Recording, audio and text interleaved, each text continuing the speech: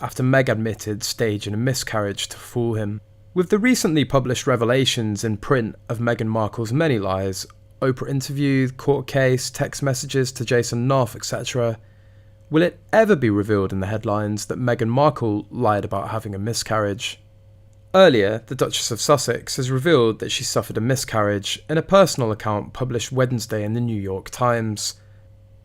Meghan Markle said she'd been pregnant, expecting a second child with Prince Harry, when a sharp cramp overwhelmed her in July. She was just wrapping up a diaper change on Archie, their 18-month-old son. I dropped to the floor with him in my arms, humming a lullaby to keep us both calm. The cheerful tune, a stark contrast to my sense that something just wasn't right, she recalled. I knew as I clutched my firstborn child that I was losing my second. The Duchess said she'd decided finally to disclose these intimate details as a way of helping her own healing process, and potentially help others who've quietly suffered similar devastation in private. Losing a child means carrying an almost unbearable grief, experienced by many but talked about by few.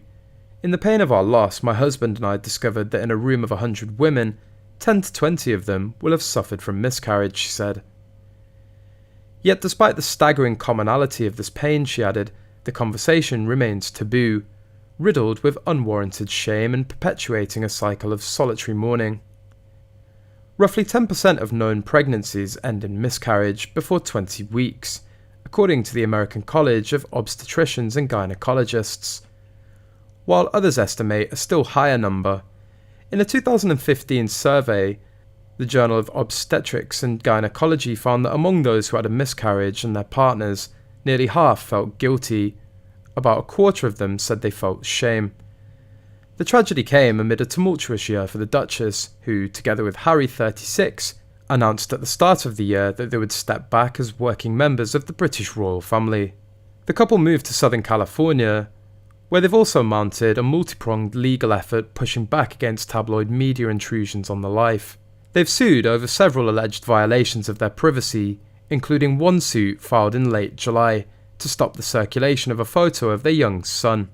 Even amid this unwanted attention, the Duchess noted in a piece Wednesday that all too often people suffer their personal tragedies in silence. She folded her own experience in with those who've lost loved ones due to COVID, suffered from police violence, or struggled with the general anxiety felt by a nation politically and culturally at odds with itself. In other news, Prince Harry's bombshell memoir Spare may have shattered records upon release, but a royal expert has warned that it could threaten his wife Meghan Markle's future in Hollywood.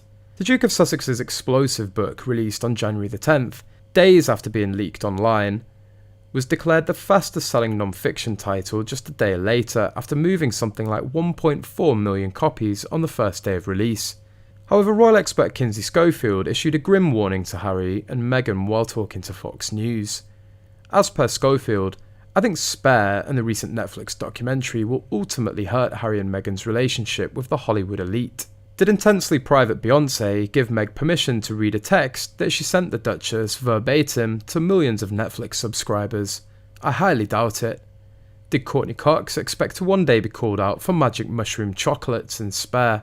She went on to point out, does Gayle King enjoy being grilled by the internet when Harry tells ITV there isn't a royal racist? After Gayle appeared on morning television claiming that her friends, the Duke and Duchess of Sussex, had receipts. They're putting people in uncomfortable situations. While having Tyler Perry and Oprah in your corner is a huge help, I think most individuals don't want to pick a side and would prefer to avoid the drama.